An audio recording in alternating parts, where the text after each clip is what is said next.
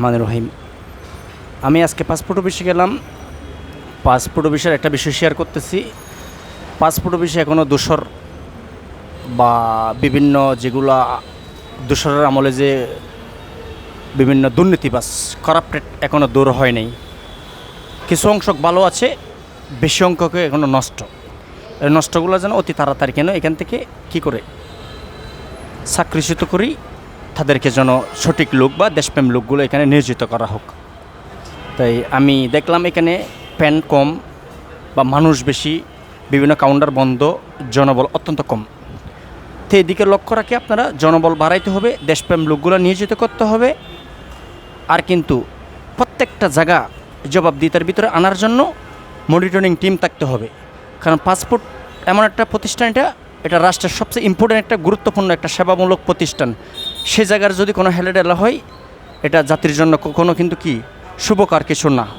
প্রত্যেকটা ইম্পর্টেন্ট যে জায়গাগুলো আমাদের রাষ্ট্রের, রাষ্ট্রের জায়গাগুলো কিন্তু আপনাদের অবশ্যই আমি যারা দেশ পরিচালনা করতে তাদেরকে দৃষ্টি লক্ষ্য রাখতে বলতেছি আপনাদেরকে, কারণ এগুলো খেয়াল রাখতে হবে। না হলে কিন্তু আপনারা এই যে সেবামূলক যে আমাদের প্রতিষ্ঠান দেশের ভিতরে passport office, driving office, registry office, এগুলো অবশ্যই সঠিক লোক, ভালো লোক, দেশপ্রেম লোক বসাইতে হবে। না হলে দেশের যে ইনকাম থেকে কিন্তু দেশ বঞ্চিত হবে।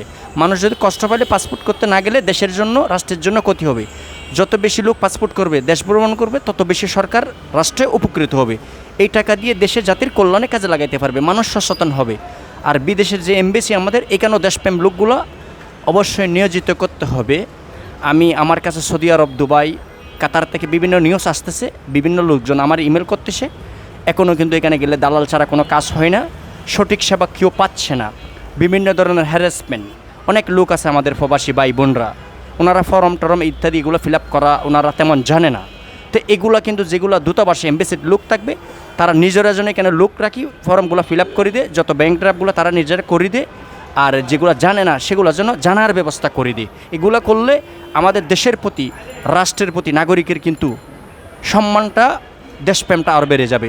এখন আমাদের দেশের মানুষ শুধু দেশকে ভালো না বাসার মূল কারণ আমি খুঁজে পেলাম, আমাদের দেশের সেবামূলক যেগুলো রাষ্ট্রের সরকারি প্রতিষ্ঠান, এখানে গেলে মানুষ সঠিক সেবা পায় না। সেজন্য রাষ্ট্রের প্রতি, দেশের প্রতি, এই জাতির প্রতি, নিজের জাতির প্রতি, নিজের রাষ্ট্রের প্রতি নিজেরাই ক্ষুব্ধ। তো এখান থেকে কিন্তু যদি দেশকে সংস্কার করতে হলে শুধু কয়েকটা জায়গা সংস্কার করে হবে না। প্রত্যেকটা পাসপোর্ট অফিস, এমবেসি, বিদেশের দূতাবাস, রেজিস্ট্রি অফিস, ড্রাইভিং লাইসেন্সের অফিস, আদার যতগুলো জায়গা আছে সব জায়গায় যেন সঠিক লোক, দায়িত্বশীল লোক, খুব দক্ষ লোকগুলো নিয়োজিত করতে হবে। এখানে ফোনের মাধ্যমে যেন কোনো লোক বসতে না পারে। আজকে আমি উত্তরা পাসপোর্ট হিসেবে দেখলে তারা অত্যন্ত স্লো, টাইপ করতে পারে না, কম্পিউটার টাইপ করতে পারে না, বুঝে না। একটা জিনিস করতে তাদের অনেক সময় যাচ্ছে।